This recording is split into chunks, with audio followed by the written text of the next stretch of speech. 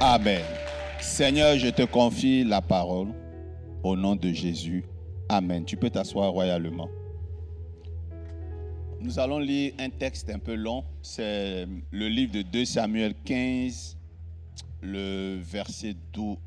On va lire le verset 15. Je suis intéressé par le verset 12. Mais commençons à partir du verset 1.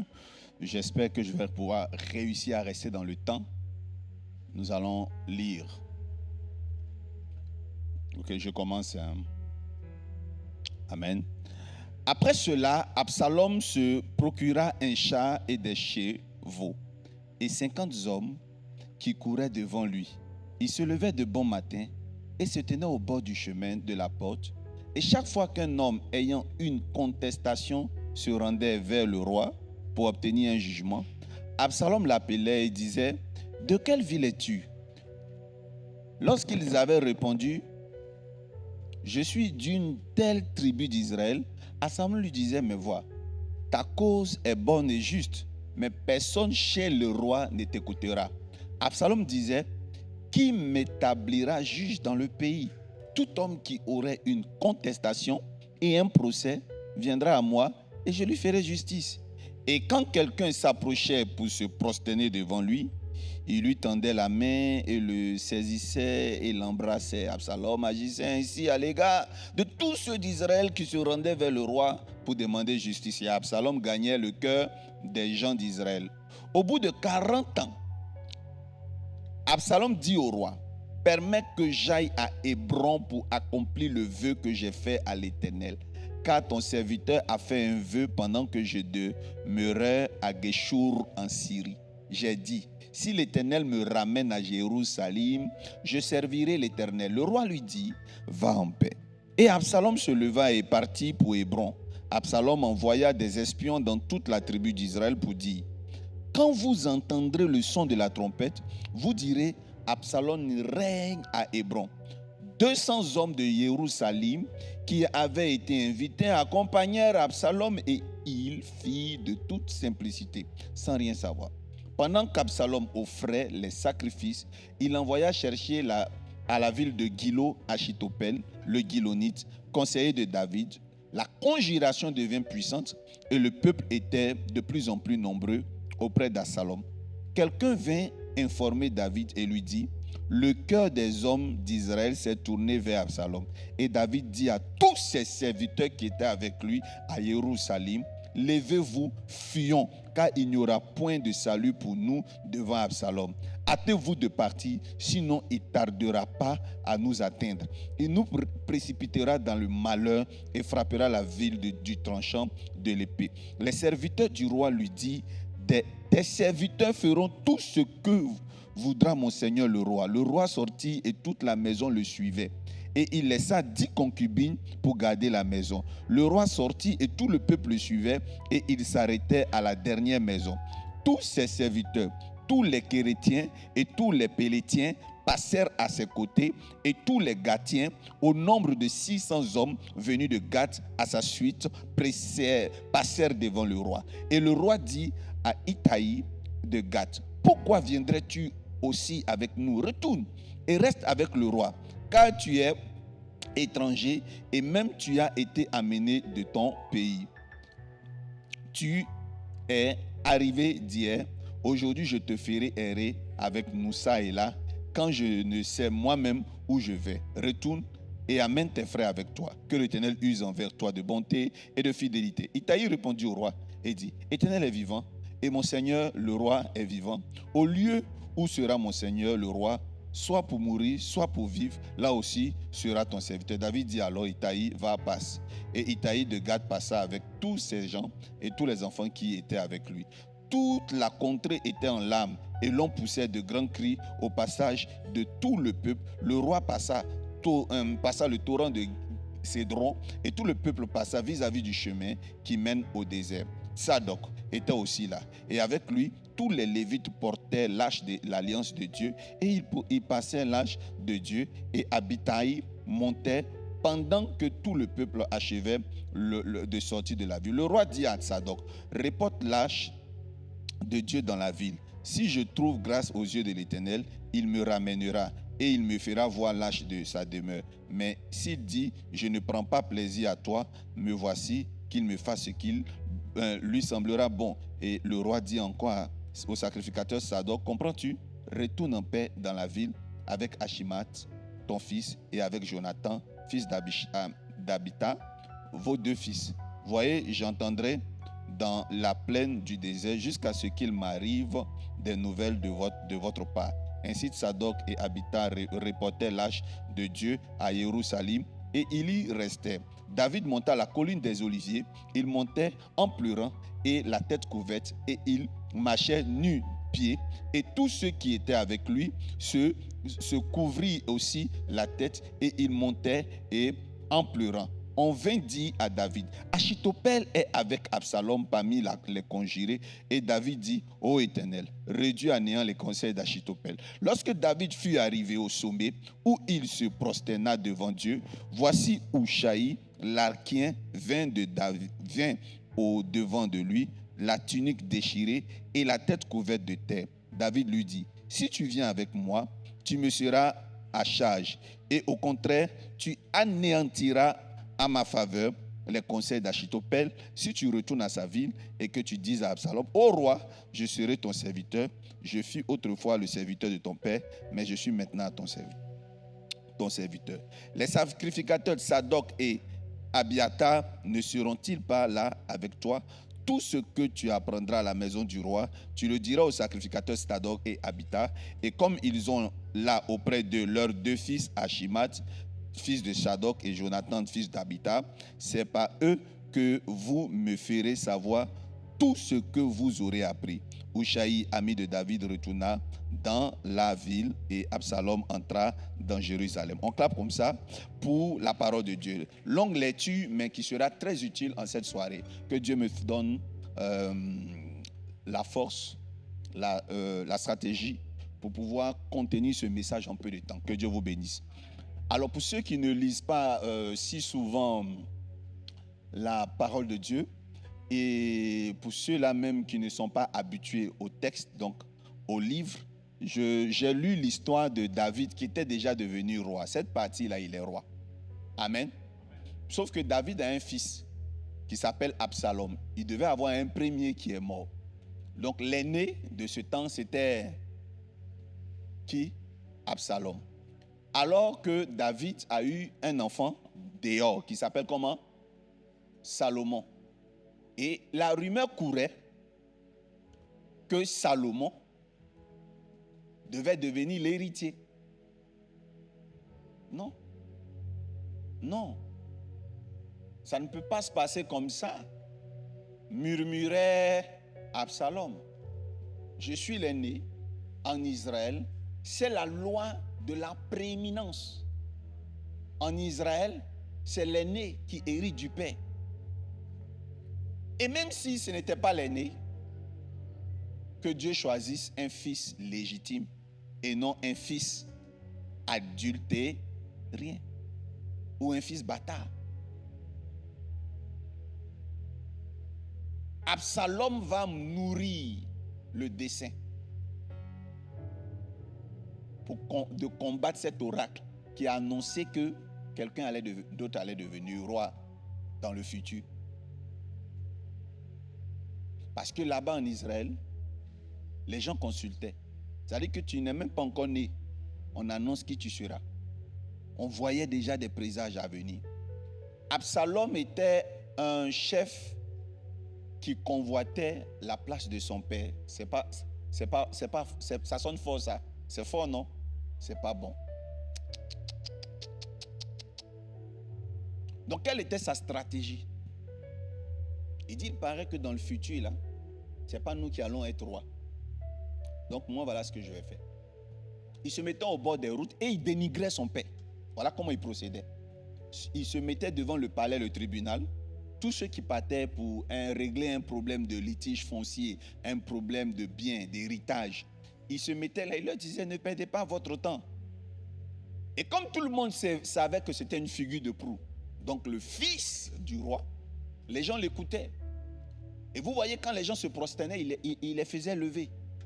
Pour un fils de roi, un prince, il était humble. c'était de la ruse. Il disait, non maman, ne m'appelle pas comme ça. Tu es une maman, je t'aime, ne m'appelle pas majesté. Non, j'ai l'âge de ton fils, ne te prosterne pas. Quand je serai un jour juge, c'est encore là de l'humilité. Il dit même pas quand je serai roi, il dit quand je serai juge. Ça veut dire qu'il prétend ne pas vouloir la place de son père, mais au moins une place élevée pour pouvoir aider les gens. Ça, dans plusieurs églises, nous avons des Absalom. Dans plusieurs familles, nous avons des Absalom. Dans plusieurs mondes, nous avons des Absalom. Des gens qui devant nous font semblant de nous aimer, mais derrière, ont envie que nous tombons pour qu'ils prennent notre place. Je prie ce soir que toute personne qui a nourri, médité, ruminé te fait tomber, que cette personne même tombe dans son propre piège au nom puissant de Jésus. Bien-aimés, écoutez bien, là où je vais arriver, c'est qu'il a fait cette campagne politique contre son père pendant 1 an. Ça n'a pas marché. 2 ans, ça n'a pas marché. Le texte est là. 3 ans, ça n'a pas marché. 4 ans, ça n'a pas marché. On dit combien d'années après? 40 ans. 40 ans vont passer. David, c'est quelqu'un de terrible. Hein? Tout ce qui a été fait contre lui n'a pas marché. Pendant 40 ans, son règne était solide. Pendant 40 ans, son fils n'a pas pu le déstabiliser. Je ne sais pas à quel âge Absalom avait commencé, mais ajouter 40 ans à sa vie, il avait forcément des cheveux blancs. Il avait eu des rides. Je suis en train de dire à quelqu'un, Dieu est tellement avec vous que vos ennemis ne pourront pas vous atteindre. Ils vont vieillir dans leur malice, mais ils ne vous atteindront pas. Dans le nom puissant de Jésus. Mais vous savez, ne jouez pas avec David. Hein. David, c'est un guerrier mystique. Nous tous, on sait qu'il est mystique. Quand il était plus jeune, il avait des fils. Il y avait un qui s'appelait Shama, il y avait 2 autres. Il y a un d'entre eux là. Quand les assaillants arrivent, l'adversaire arrive, les rebelles arrivent, qu'est-ce qu'il fait? Il prend sa lance, il saute. Avant de descendre, il y a 600 personnes qui meurent. C'est écrit. C'est-à-dire le gars, il saute. Ya! Avant que ses pieds ne touchent, 600 personnes meurent. Et comment? Sa lance embroche des humains. Il descend avec eux. Il fait des brochettes avec sa lance. Donc ça veut dire que certainement il a une lance de 1,50 m. Mais quand il saute, la lance peut te faire 1,60 m. Il transperce tous ceux qui sont devant lui. Quand il descend, ils sont morts. Il n'y a pas d'arme physique qui existait comme ça. C'est forcément mystique. Est-ce que quelqu'un me comprend? Ils étaient dangereux. David avait des gens bizarres. C'était comme des sorciers. C'est-à-dire que c'est Dieu quoi. Sinon, c'est des sorciers. Dangereux, dangereux. C'est ce David-là que son fils veut faire tomber. Jamais. Après 40 ans, impossible d'atteindre David. Mais nous connaissons la fin de l'histoire. Il ne faut pas qu'on se leurre. Il a fini par atteindre son père. Comment il a fait? Le grand David, indomptable, qui a vaincu Goliath. Il va se mettre à fuir. À quel moment? 40 ans après, son fils vient prendre la permission auprès de son père. Il lui dit, bénis-moi. J'ai fait un vœu à l'Éternel de lui faire des sacrifices. Bénis-moi, papa. Je souhaite aller faire des sacrifices. Où ça? Au verset 7. Au bout de 40 ans, Absalom dit au roi, permets que j'aille à Hébron pour accomplir le vœu que j'ai fait à l'Éternel. Oui. Car ton serviteur a fait un vœu pendant que je demeurais à Guéchour en Syrie. Amen. Au verset 12, il part. Pendant qu'Absalom offrait les sacrifices, il envoya chercher à la ville de Gilo Achitophel, oui, le Gilonite, oui, conseiller de David. Oui. La conjuration devint puissante et le peuple était de plus en plus nombreux auprès d'Absalom. Continue. Quelqu'un vint informer David et lui dit, il dit, le cœur des hommes d'Israël s'est tourné vers Absalom. Oui.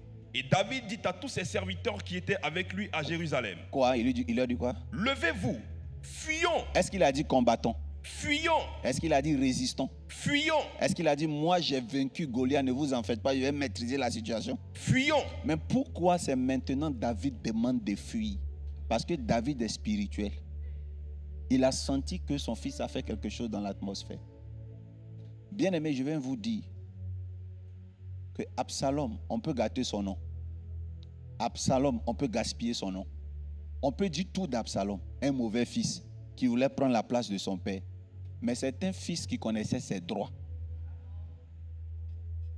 Moi, je suis là et un autre enfant va monter. C'est un fils qui pensait que son père avait été envoûté et qui s'apprêtait à prendre des décisions qui allaient écarter ses enfants légitimes.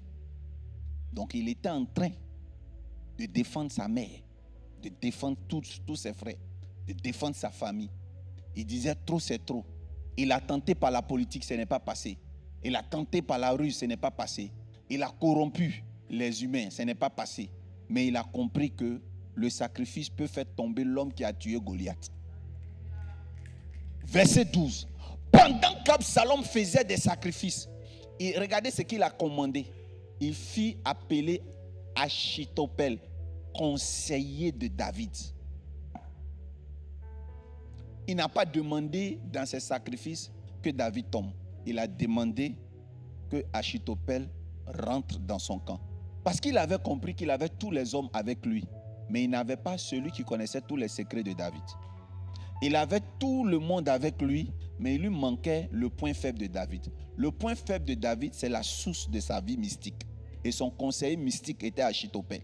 Il dit, si moi j'ai Achitophel avec moi, mon père tombe. Il avait bien vu. Effectivement, quand il a commencé, Achitophel allait dans son camp. Mais moi, il y a une chose qui m'intéresse dans ce texte. Regardez bien la partie, ce que ça dit. Il dit que pendant qu'Absalom faisait des sacrifices, il fit appeler Achitophel. Nous sommes en pleine période de crise. Le conseiller de David ne peut jamais trahir David. Mais son cœur s'est incliné parce que quelqu'un était en train de dire son nom au-dessus des braises, au-dessus de la fumée d'un sacrifice. Pendant que l'odeur des sacrifices montait, il disait le nom. Je vais vous dire, David est un saint oint, est un homme de Dieu. Je viens vous dire, peu importe votre degré de spiritualité, si vous n'êtes pas vigilant, que quelqu'un fait un sacrifice contre vous, ça peut vous influencer. Moi, j'ai entendu des chrétiens, j'ai Jésus. Moi, là, elle ne peut rien contre moi. Je connais des sœurs qu'on a ravi leur foyer. Mais ce sont des sœurs du jeûne et de prière. On a ravi leur foyer. Ce n'est pas des filles qui vivent mal. Ce n'est pas des sœurs de boîte de nuit. Ce n'est pas des sœurs de Congossa. Ce n'est pas des sœurs qui fument. Ce n'est pas des sœurs qui sont dans l'alcool. C'est des sœurs pieuses, mais qui ont perdu leur foyer à cause d'une petite fille qui, elle, a acheté simplement. Est-ce que vous savez que tout récemment, je vous ai rendu un témoignage. Une sœur en Christ qui a commencé tout doucement ses affaires. Elle a ouvert après un spa, après un salon de coiffure. Elle a commencé à avoir de l'argent. Elle avait un capital de 30 millions de francs. Elle marchait avec une de ses copines qu'elle avait rencontrées comme ça dans son succès. Cette copine était jalouse d'elle. Vous savez ce qui s'est passé? La copine est allée un jour consulter un marabout parce qu'elle voulait réussir. Et sa copine lui a dit au marabout, je veux réussir comme ma camarade. Je sens qu'elle a un secret, mais elle ne veut pas me dire. Moi, je veux être élevé. Je marche avec elle. On sort souvent, elle me donne 100 000, elle me donne 30 000. Mais je sais qu'elle a l'argent, elle ne veut pas me donner. Mais moi, tout ce que je vous demande, marabout, moi, je veux aussi devenir quelqu'un. Le marabout a dit, je ne peux pas vous aider. La seule chose que je peux vous faire, je vais vous donner l'étoile de votre ami.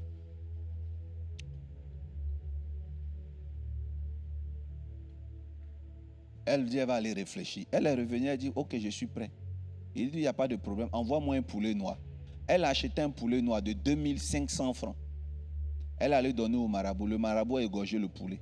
Il a versé sur la photo de la fille. Il a fait des rituels, il a renversé, il a fait des choses. La fille et la soeur en Christ va devenir pauvre. 30 millions de francs CFA. C'est un poulet de 2500 francs qu'il a détruit. C'est injuste. C'est injuste. Ça révolte, ça rend aigri.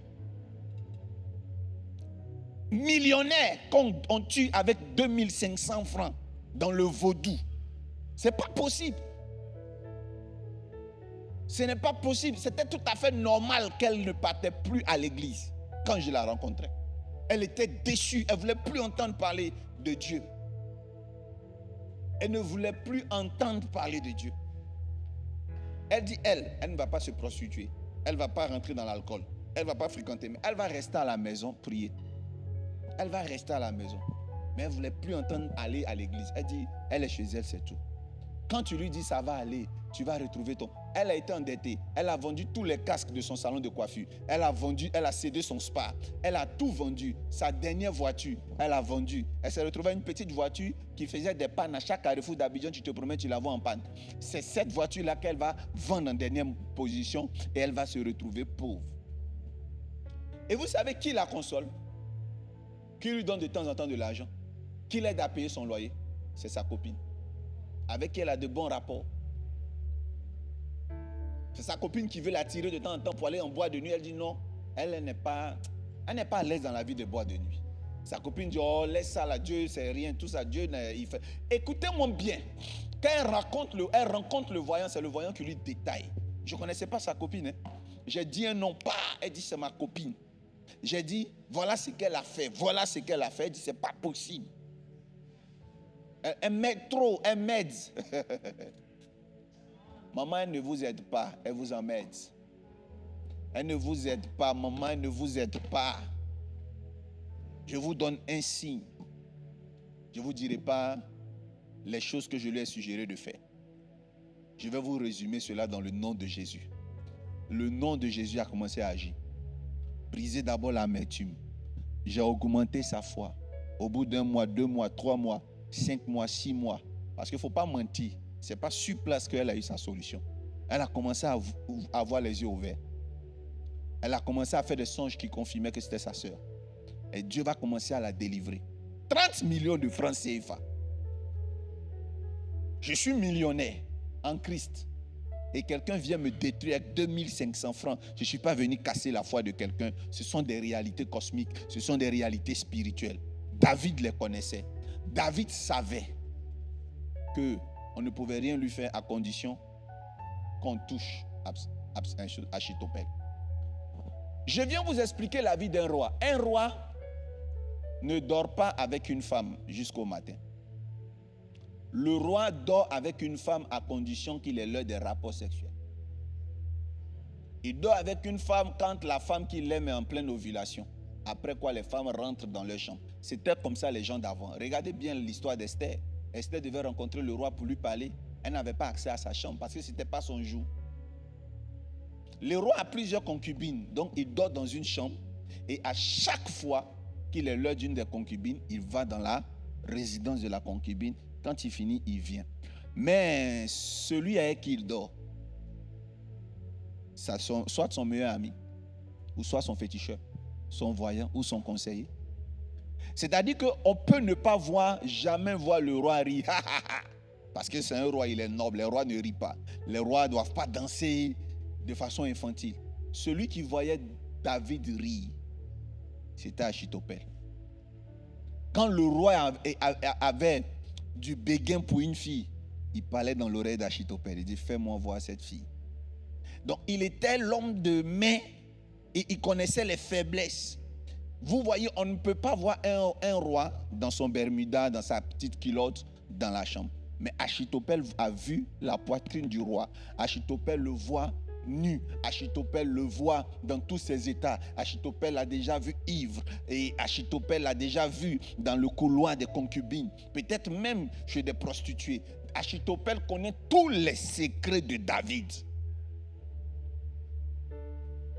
Achitophel sait que quand David touche le mur, pendant qu'on le poursuit, il disparaît. Achitophel connaît ce que David récite pour traverser le mur. Achitophel connaissait la formule que David avait récitée sur le 5e caillou pour fendre la tête de Goliath. Achitophel connaissait les secrets de David. Mais quand tu as un homme comme ça, tu le protèges. Et tu sais que Dieu ne va jamais le livrer. Mais pourtant, Dieu l'a livré entre les mains de son fils. À cause de quoi? À cause des sacrifices. Les chrétiens ne sont pas formés dans le secret des offrandes. Et le thème qui arrive jusqu'à tout le mois de novembre, c'est l'offrande du soir. Le Seigneur m'a guidé, je vous ai fait l'ouverture le dimanche. Je vais vous parler, la MR, il faut que vous connaissiez l'offrande et l'importance des offrandes. Plusieurs personnes me connaissent. Je ne parle pas assez et souvent des offrandes. Mais je vous dis qu'il y a une force dans les offrandes. Il y a une puissance dans les offrandes. Qu'on le veuille ou pas, Absalom a été roi au moins une fois. S'il était resté couché chez lui, il n'allait jamais goûter le royaume. Il est mal mort, certes, mais il a dit non, il mérite de prendre la position. Il y a l'aspect négatif que je ne vous conseille pas, être traître. Mais il y a un aspect positif, c'est connaître ses droits. Il connaissait ses droits, qu'on le veuille ou pas. Il voulait qu'avant que Salomon ne soit roi, il a été roi. Pourtant, les oracles disaient déjà que c'est Salomon qui allait devenir roi dans le futur. Mais lui, il a dit, avant cette prophétie, moi, je vais être roi. Mais ce qui me fait peur, maman, ce qui fait peur, c'est le comportement de David. David n'était plus lui-même. Il dit, non, fuyons. Il dit, non, mais le roi, c'est quoi ça? David est devenu petit. Retournez. Si vous arrivez là, vous voyez, David quémandait la sécurité. David était devenu petit. L'enfant là l'a diminué. C'est le verset 12. Ce n'est pas autre chose. Ce n'est pas les critiques dans les rues. Ce n'est pas la politique menée. Ce n'est pas les cris dans les rues. Ce n'est pas le fait de vouloir détourner le cœur des gens. C'est le verset 12. Écoutez ce que le verset 12 dit. Écoutez bien ce que le verset 12 dit. Vas-y. Pendant qu'Absalom offrait les sacrifices. Pendant qu'Absalom offrait des sacrifices. C'est tout. C'est ce qu'il devait faire depuis 40 ans. Et il n'a pas fait. Vous avez des crédits sur vous. Vous avez dit dans votre cœur que je vais faire, mais vous ne faites pas. Commencez à faire.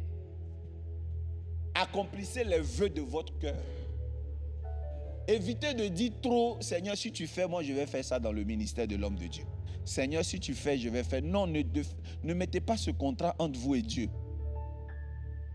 Provoquez Dieu parce que le Seigneur Jésus-Christ a dit quelque chose qui démystifie même le sacerdoce de prière. Regardez ce que le Seigneur, quand il descend sur terre, regardez ce qu'il dit dans Matthieu 6,6. C'est pas bon. Moi, je pense que quand Jésus-Christ dit ça, il dérange tout le système chrétien et religieux. Verset 6, verset 7, verset 8.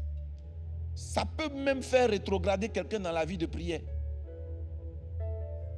Il dit que si vous voulez prier, priez dans votre cœur. Allez dans le lieu secret, ouvrez, priez, mais c'est la suite. Verset 7. En priant, ne multipliez pas de vaines paroles. Il dit en priant, ne multipliez pas de vaines paroles. Continuez. Comme les païens qui s'imaginent qu'à force de paroles, ils seront exaucés. Voilà, c'est ce qui se passe dans la religion basique. Quand on arrive à l'église, on prie seulement, on parle, on parle, on parle. Il dit ne faisons pas comme les païens. Mais depuis 2000 ans, nous sommes têtus, nous continuons. Qu'est-ce qu'il dit dans la suite? Ne leur ressemblez pas. Ne leur ressemblez pas. Car votre Père sait de quoi vous avez besoin. Voilà. Maintenant, pourquoi il nous fait prier?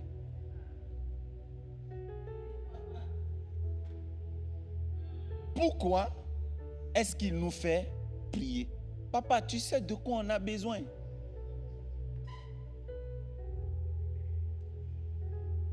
Papa, tu es déjà informé, non?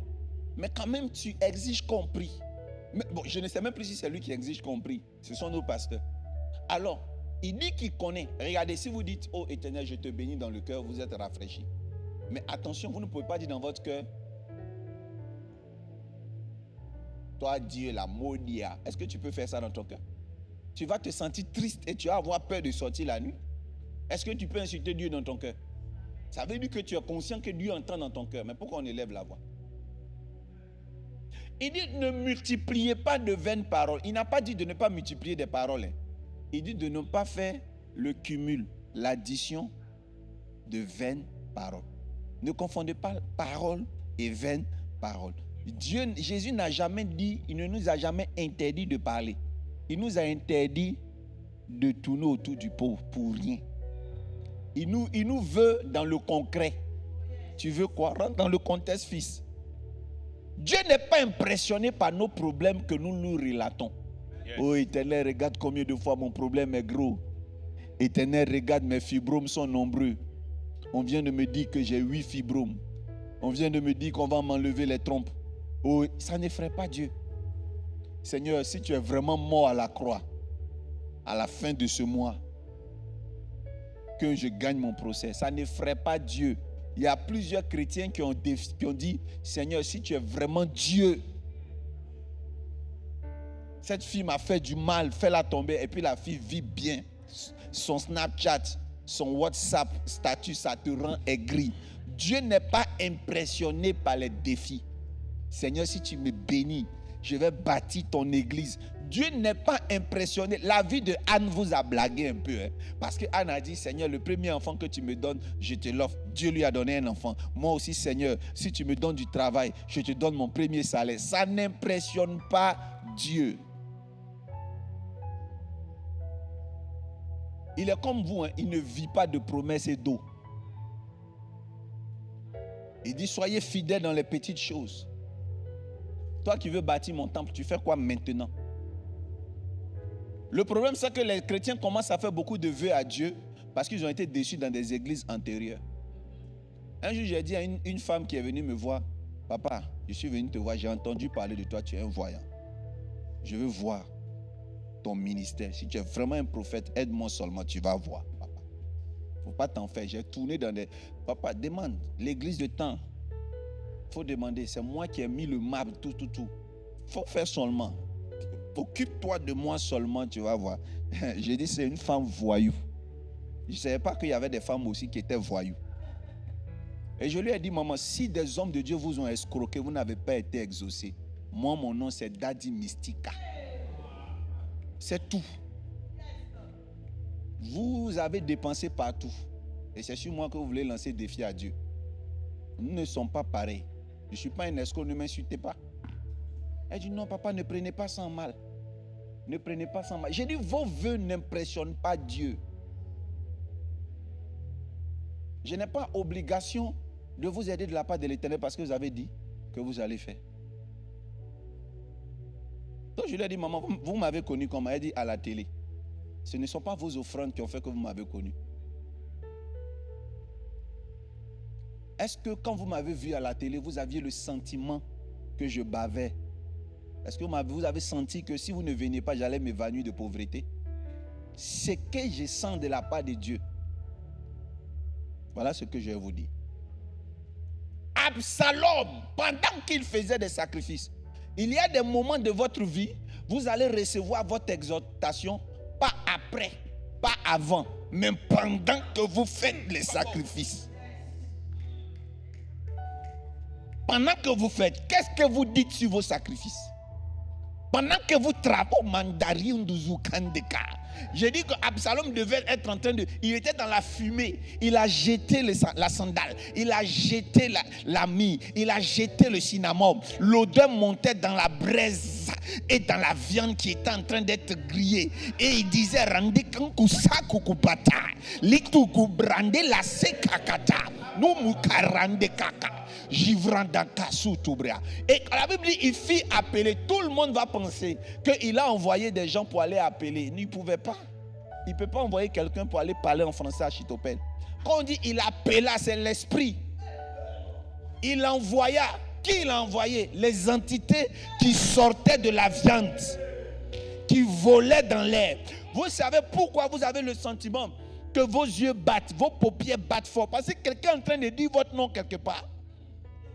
Parfois vous êtes là, vous avez des palpitations parce que quelqu'un est en train de vous maudire avec du sable.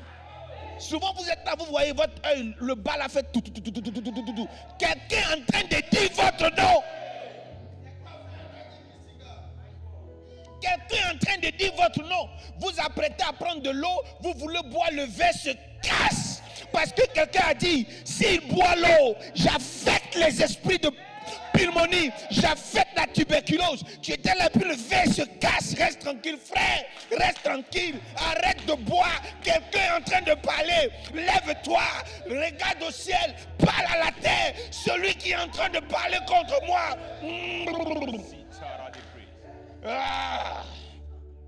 Je prends une cuillère de riz, ça tombe. Je reprends une autre cuillère de riz, ça tombe, je dois me lever. Qui est en train de parler? Qui est en train de parler?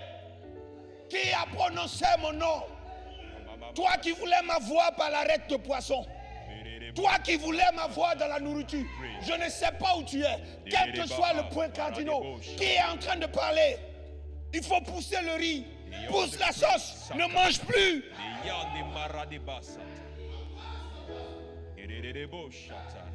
Absalom, montre-toi. Je sais que tu es en train de parler contre moi. Allô, Aruna, envoie-moi un bélier. Allô, Aruna, envoie-moi un bélier. Urgent. Tu as 30 minutes, dépêche-toi. Prends une moto, traverse les embouteillages. Qui est en train de parler? Tu prends ta bête, tu la saignes. Par la puissance de Jésus. Qui est en train de parler? Je parle aux 4 points cardinaux. Je retourne ces flèches enflammées contre lui. Arrête de manger. N'insiste pas. Ce verre qui est tombé, ce verre qui s'est cassé, n'insiste pas. Arrête de boire, ne mange même plus jusqu'au lendemain. Quelqu'un veut t'avoir dans l'eau et par l'eau.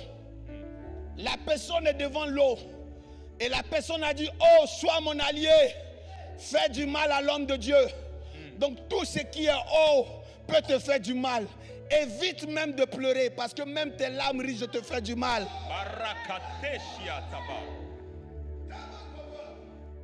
Et parce que tu sais que c'est l'eau qui est versée, n'utilise plus l'eau. Va parler à la terre. Parce que l'eau a beau inonder la terre, l'eau va l'absorber. Ajoute le feu va l'évaporer.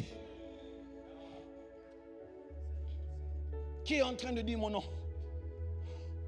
Tu appelles ton ami, tu appelles ton époux, tu appelles ton fiancé, tu dis: chérie, j'ai des palpitations. Quelqu'un est en train de dire mon nom. J'ai des palpitations. Quelqu'un est en train de parler contre moi. J'ai des palpitations. Aide-moi à prier, prions. Rita Santoria. Rita Santoria. Ce soir, je parle à ton cœur. Je veux que quelqu'un s'allie à moi. Je veux que tu pries. Je veux que tu pries. Je veux que tu pries. Qui parle contre toi?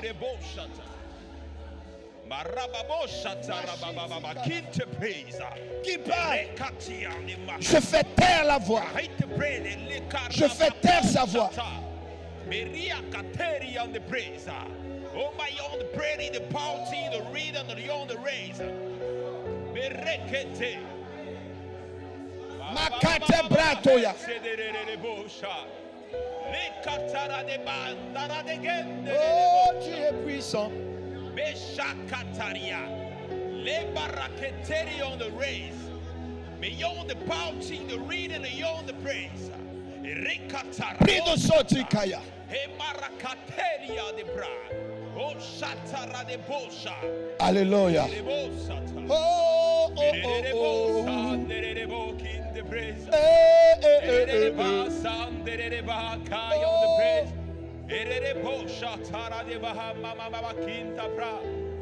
my own the prayer on the race. Oh, Seigneur, toutes les mémoires qui se sont élevées contre nous. Déclarons dans le nom puissant. Mama sikiribiko tarabakinta. Tu agis efficacement. Oh my God. Que tous les voiles tombent. Que toutes les mains noires qui se sont levées. Seigneur Dieu, tu les vois, ils sont nombreux.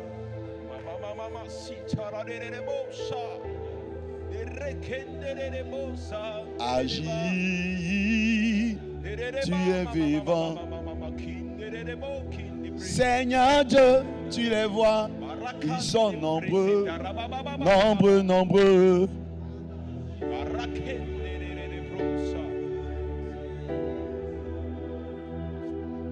Si tu brigadosa, si katariata. Bien-aimé, il vient d'être dévoilé. Ton esprit vient de s'ouvrir. Tu viens de comprendre tout maintenant. Il ne peut plus t'atteindre. Elle ne peut plus t'atteindre.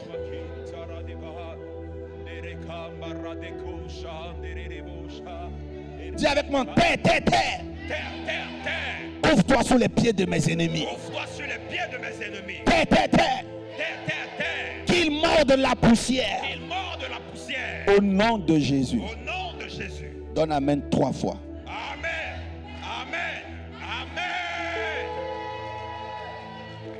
Alléluia. Amen. Bien aimé, je ne suis pas venu t'enseigner. On a déjà terminé parce qu'on finit exactement à 21h. Il est 20h56. Écoutez, je ne suis pas venu pour que tu fasses une offrande ponctuelle. J'ai dit que vous allez me voir pendant plus de 30 jours en train de vous parler des offrandes, pas pour remplir les caisses de l'église. Non. Je ne viens pas vous dire, j'ai fini de prêcher, viens faire ton offrande comme Achitopel. C'est parce que ça ne m'intéresse pas. Je suis intéressé par le fait que tu aies la culture de prier plus qu'Achitopel.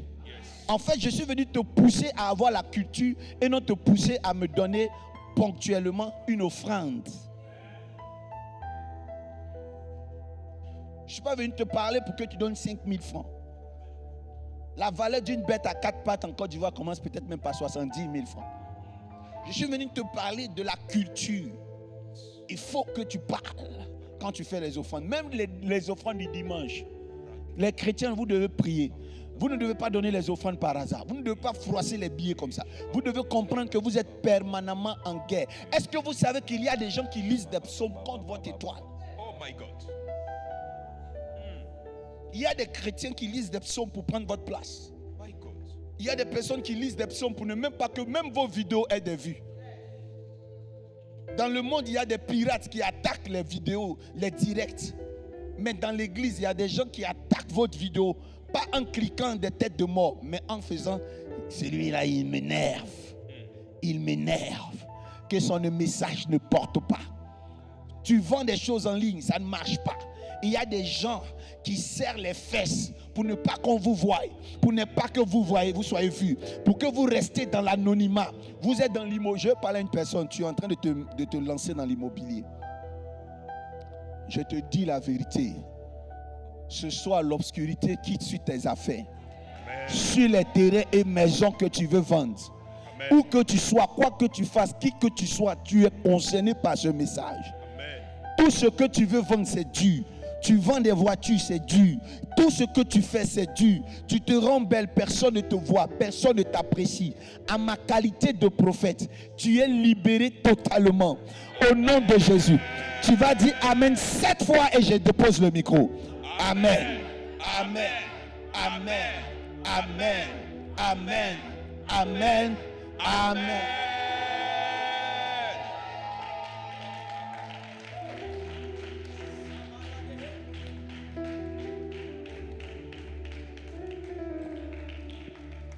Alléluia. Alléluia. Après un tel message, nous pouvons réellement sentir que nous sommes bénis. Nous sommes bénis d'avoir un Père qui se soucie autant de notre bien-être et de nous apprendre à avoir la culture du donner. Amen. La Bible dit, et lorsqu'il a prêché, on a entendu que pendant que Absalom était en train de faire des sacrifices, il y a quelque chose qui s'est passé dans le ciel. Il y a quelque chose qui s'est passé dans le ciel. Et David, qui est resté au pouvoir, pendant que Absalom faisait toutes ces tractations pendant 40 ans, mais le jour où il a entendu qu'il était pendant qu'il était en train de faire ses sacrifices, il a dit, fuyons. Bien-aimé, pendant que tu seras en train de faire, toi également, ton offrande ce soir, que quelque chose se passe dans ta vie. Que quelque chose se passe dans ta vie. Que quelque chose se passe dans ta vie. Sans protocole aucun, nous allons tous passer maintenant aux offrandes.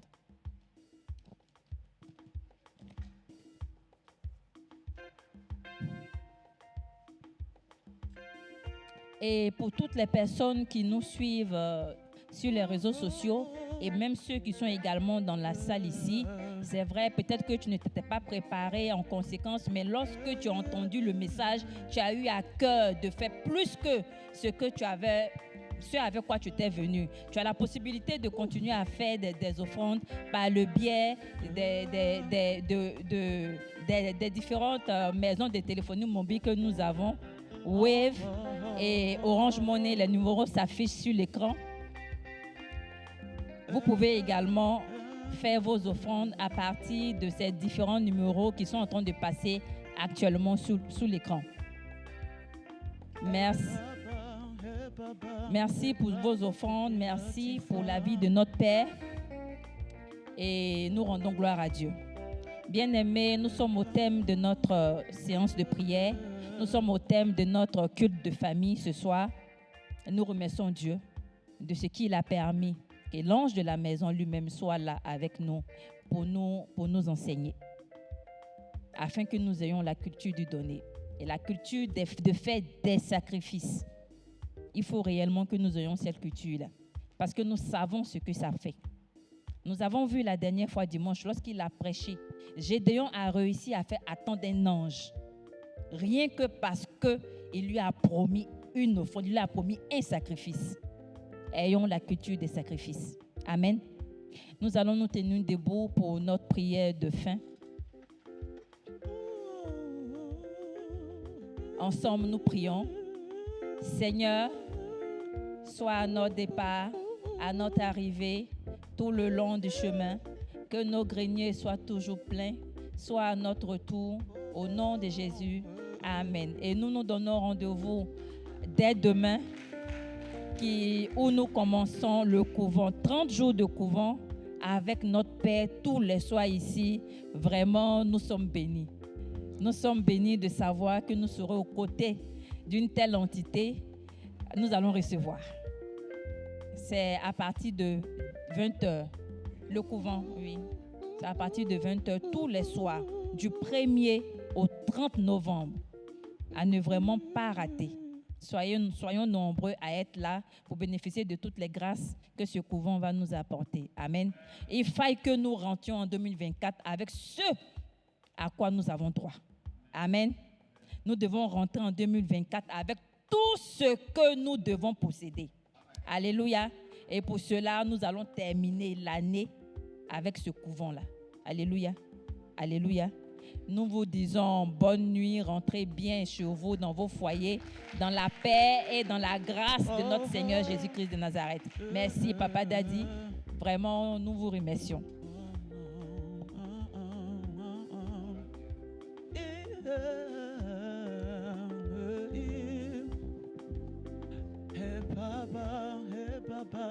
Baba porque latifa. Oh oh oh. Baba porque latifa.